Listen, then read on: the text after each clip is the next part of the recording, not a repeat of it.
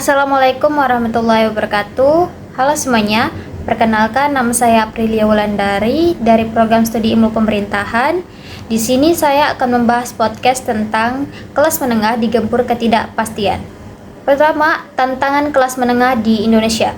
Khatib Basri menyoroti bahwa kebijakan pemerintah seringkali berfokus pada kelompok masyarakat miskin melalui berbagai bentuk bantuan sosial, sementara kelas menengah tidak mendapatkan perhatian kebijakan yang memadai. Hal ini berdampak pada ketimpangan ekonomi yang semakin melebar.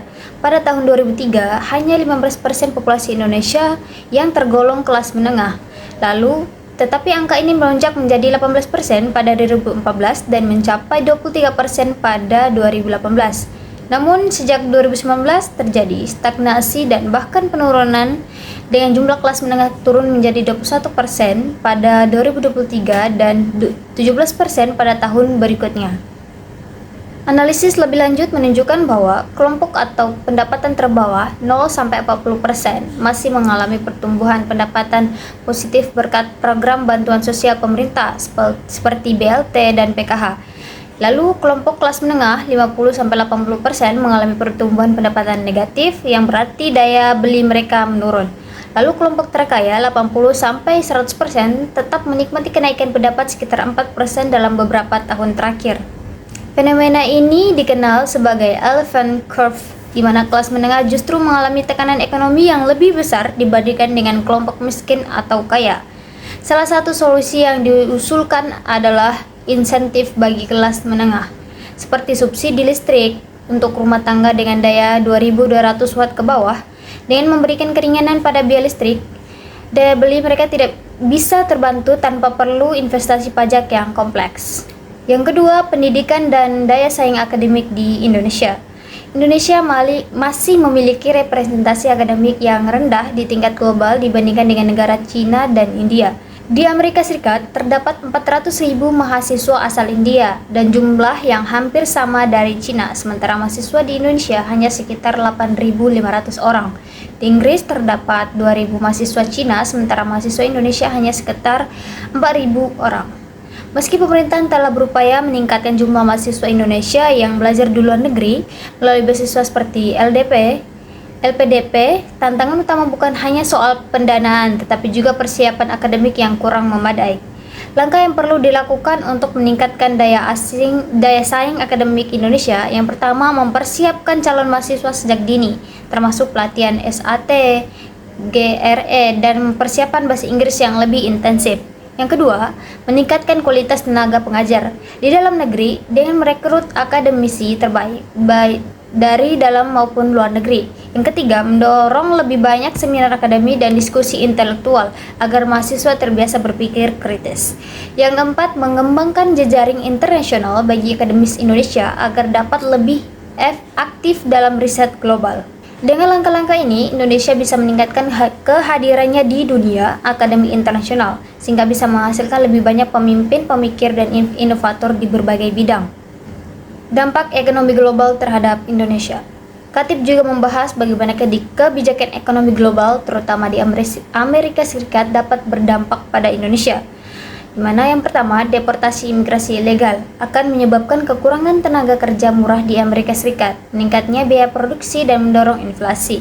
Jika inflasi naik, The Fed kemungkinan akan menaikkan suku bunga yang dapat memperkuat dolar Amerika Serikat dan melemahkan mata uang negara berkembang termasuk rupiah.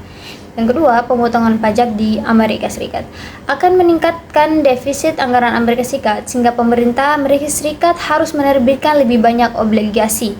Akibatnya, yield obligasi Amerika Serikat naik, membuat biaya pinjaman di pasar global semakin mahal. Dampaknya bagi Indonesia. Pertama, suku bunga global tetap tinggi yang membuat sulit bagi Indonesia untuk menurunkan suku bunga domestik tanpa menyebabkan pelemahan rupiah. Yang kedua, ruang gerak kebijakan moneter dan fiskal menjadi terbatas, sehingga satu-satunya solusi untuk meningkatkan pertumbuhan ekonomi adalah melalui reformasi struktural. Yang keempat, reformasi pajak dan investasi asing. Di Indonesia masih memiliki rasio pajak PDB yang rendah sekitar 10-11%, jauh di bawah negara-negara maju. Berdasarkan penelitian yang dilakukan Khatib bersama ekonomi dari MIT dan Harvard, ditemukan bahwa meningkatkan tarif pajak tidak efektif jika basis pajaknya masih sempit. Menurunkan tarif pajak juga tidak efektif karena kepatuhan pajak masih rendah. Solusi yang diusulkan adalah yang pertama, digitalisasi sistem pajak agar lebih transparan dan meningkatkan kepatuhan wajib pajak.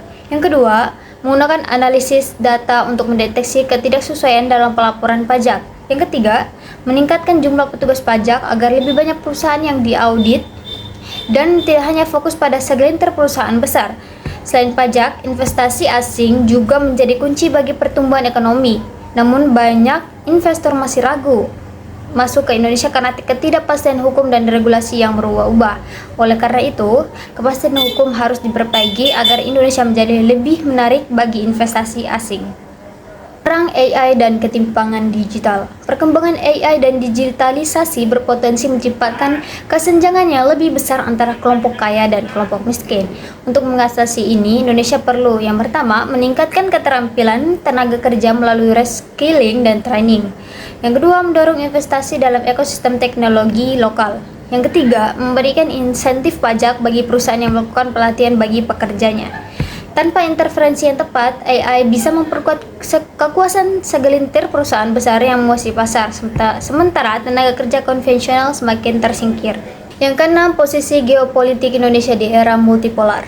Di tengah persaingan global antara Amerika Serikat dan China, Indonesia harus memainkan peran strategis agar tidak terjebak dalam satu blok tertentu. Langkah yang bisa dilakukan yang pertama, memanfaatkan kerjasama trilateral antara Indonesia, Amerika Serikat, dan China, terutama dalam sektor energi dan teknologi. Yang kedua, menggunakan sumber daya strategis, nikel, mineral kritis sebagai alat negosiasi dalam geopolitik global. Yang ketiga, menerapkan diplomasi fleksibel, seperti yang dilakukan India untuk tetap bisa bekerjasama dengan berbagai pihak. Indonesia juga tergabung dengan BRICS yang dapat menjadi alat untuk meningkatkan daya tawar terhadap negara-negara maju. Namun, Indonesia harus tetap berhati-hati agar tidak kehilangan fleksibilitas dalam diploma global. Indonesia memiliki potensi besar untuk meningkatkan daya saing ekonomi dan akademinya, tetapi masih menghadapi berbagai tantangan termasuk kurangnya kebijakan spesifik bagi kelas menengah, rendahnya kehadiran Indonesia dalam dunia akademik internasional, dampak kebijakan ekonomi global terhadap stabilisasi rupiah dan suku bunga, rasio pajak yang masih rendah, dan kepatuhan pajak yang belum optimal, ketimpangan dalam akses terhadap teknologi dan AI, posisi geopolitik yang masih harus diperkuat agar Indonesia tidak hanya menjadi penonton dalam dinamika global. Solusi utama terletak pada reformasi struktural untuk meningkatkan kepastian hukum dan investasi, peningkatan kualitas pendidikan dan keterampilan tenaga kerja, diplomasi ekonomi yang lebih fleksibel dan strategis. Dengan kebijakan yang tepat, Indonesia bisa mengoptimalkan potensi dan menjadi pemain utama dalam ekonomi global. Sekian dari saya. Wassalamualaikum warahmatullahi wabarakatuh.